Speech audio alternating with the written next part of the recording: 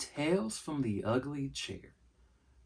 On this episode, we're talking about Brushfire Wave 2 by Dennis Vogen. Now, for those who've been following our channel for some time, you will realize we have not done a Tales from the Ugly Chair in about 7, maybe 8 months. But we figure it's time to bring this back. The chair is still ugly. I still want to talk comics. I still want to review comics. And that's what we do on Tales from the Ugly Chair.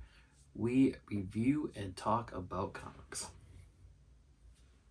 Alright, so we're going to be talking about Brushfire Wave 2.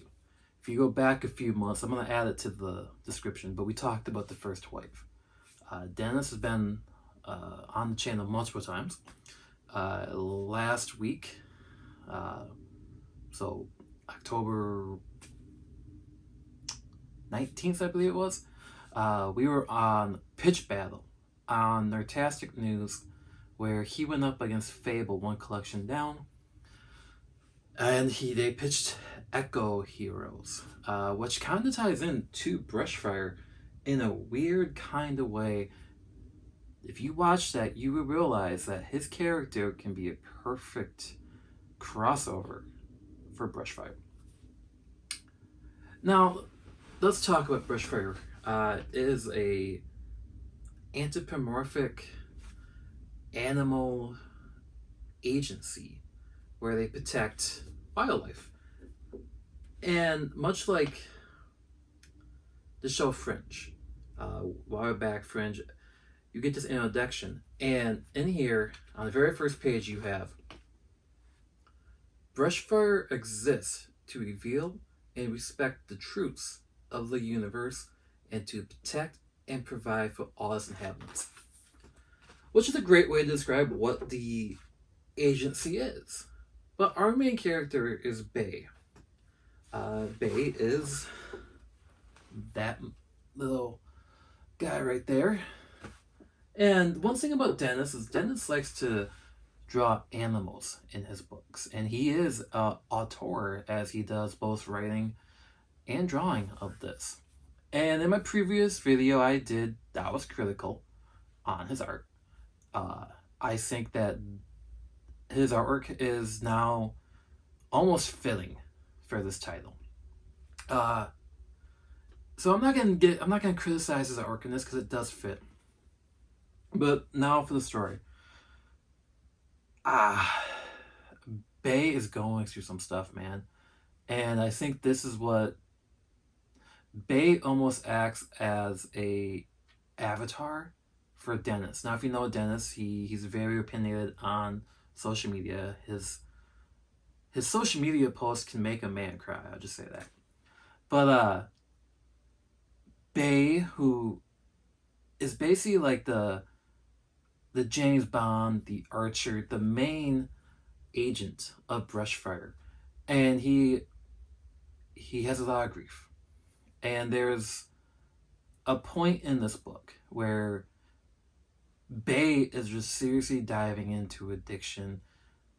There's this, how does she describe it? Not like a medication, but a food that is addictive to animals. And Bay just can't get enough of it. It just makes him feel nice. It just makes him feel good. So that's how it starts off for us, and that's how this is a very bumpy ride for Bay. It's cute, but yet very emotional and distraught through this entire book. And I think that is where this attracts all ages. By that, I mean, most times you hear all ages, you think this book is just for kids. No. If you have ever felt any pain, if you've gone through grief, if you've gone through addiction, you will find yourself in Bay.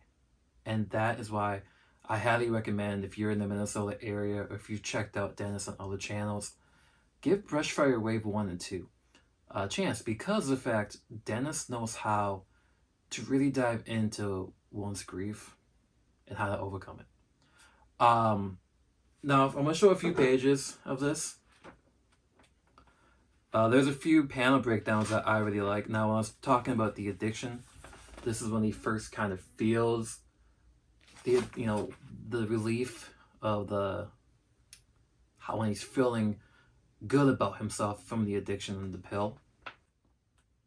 And unlike the first volume, there's not much action. I think this is the most action you get throughout it. But that's okay, because the way it ends, and Wave 3 is going to be the ending of this series, which is a good thing. And I know he wants to turn, he's doing an animation of this, or that's the plan, I believe. And I think it would work. Now, I do want to give a shout out to our former co-worker, the comic shop we used to be a part of, Neil. He actually has a character in back of this that he drew for Dennis. Neil, if you're watching this, man, you gotta keep doing it, man. Your artwork's insane. And maybe one day you can collaborate with Dennis. But Tears from Legacy is back. We're going to be talking about a lot of books coming up. We have a lot to catch up on. I think we just finished catching up on about 5 months of comics. There's a lot of crap going on in life. Maybe that's why I felt a lot reading this book. But let me know, have you ever read any of Dennis's books before? And if you have, whether it's his novels, his comics, or graphic novels, what's your favorite? Leave down in the comment section, and don't forget to like and subscribe to the channel. Until then, see you at the comic shop.